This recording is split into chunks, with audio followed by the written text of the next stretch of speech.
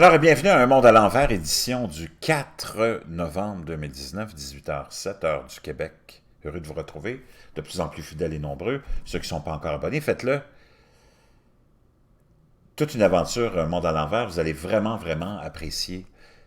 On fait la suite de cette histoire de respiration de ce monsieur Wim Hof, ou Hof, parce que j'avais vu dans cet article-là que je vous ai lu et partagé, il y avait quelque chose d'intéressant sur le CO2. Donc, on va aller voir ça ensemble. Je vais faire la suite avec vous. Comment perdre du poids en respirant? Je pense qu'il y en a qui vont aimer ça, hein? Biologie, technique, respiratoire. Perdre du poids est une préoccupation majeure dans nos sociétés occidentales.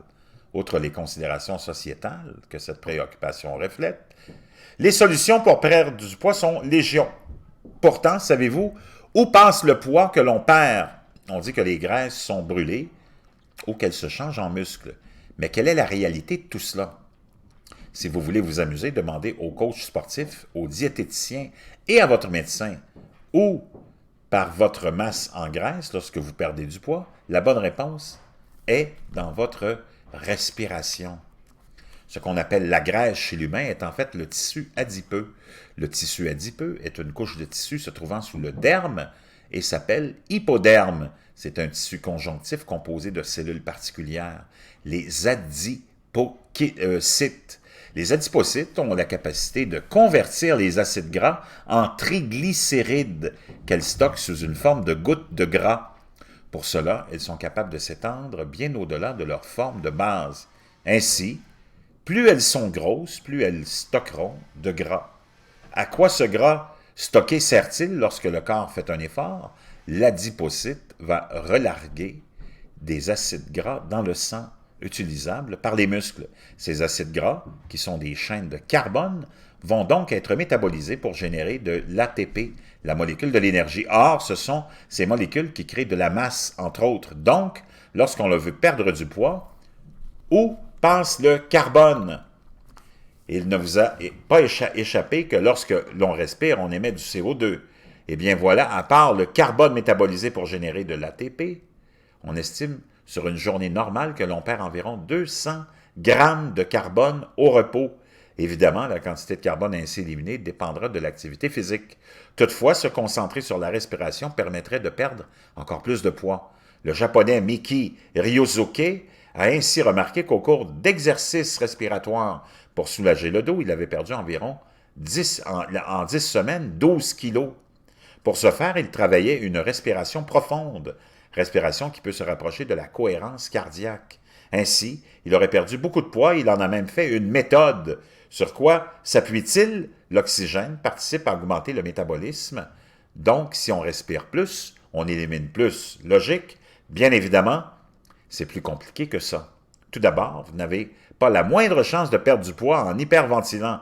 En effet, paradoxalement, hyperventiler va passer votre métabolisme en anaérobie et vous brûlerez moins de graisse. Ce n'est pas un hasard si il travaille avec une respiration lente. Avec cette respiration, l'oxygénation est correcte et va accélérer le métabolisme énergétique en augmentant la production d'ATP et donc la formation de CO2. Ensuite, l'oxygène permet d'absorber les nutriments plus facilement dans l'intestin, intensifiant le métabolisme. Enfin, comme le démontre la cohérence cardiaque, votre niveau de stress est diminué avec ce type de respiration. Votre niveau de cortisol, l'hormone du stress, redescend, permettant également de moins stocker de graisse. Bref, la respiration profonde favorise théoriquement la perte de poids. Wow! Donc, on inhale 3 secondes et on exhale 7 secondes. Combiner respiration et exercice pour potentialiser la perte de poids. Dans son protocole de respiration, Miki Ryosuke met en tension ses muscles sur l'expiration, une expiration qui est environ 2 fois plus longue que l'inspiration. Mettre en tension les muscles est intéressant puisque la contraction va augmenter la demande en énergie, comme n'importe quelle activité physique en fait.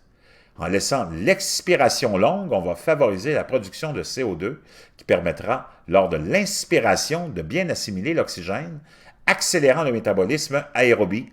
Le CO2 sera ensuite éjecté, accélérant la perte de masse. En théorie, donc, cela se tient plutôt bien. Ce qui est certain, en tout cas, c'est que maintenir un état aérobie est indispensable pour consommer un maximum de carbone et l'éjecter sous forme de CO2.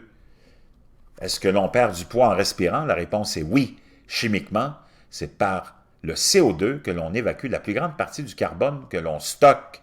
Est-ce qu'en respirant, on peut augmenter la perte de poids? Dans une certaine mesure, il est très probable que oui. Toutefois, cela ne vaut certainement pas un régime adapté et de l'activité physique. Par contre, combiner cette respiration avec une activité physique et une alimentation équilibrée potentialisera sans doute l'effet à cause de l'expulsion du CO2, mais également de la diminution du stress. À une meilleure respiration, la perte de poids sera donc plus rapide. N'hésitez pas à essayer cette respiration en contractant vos muscles à l'expiration. Cet exercice est à faire entre 2 et 5 minutes par jour. Eh bien, très intéressant. Et franchement, on en apprend tous les jours.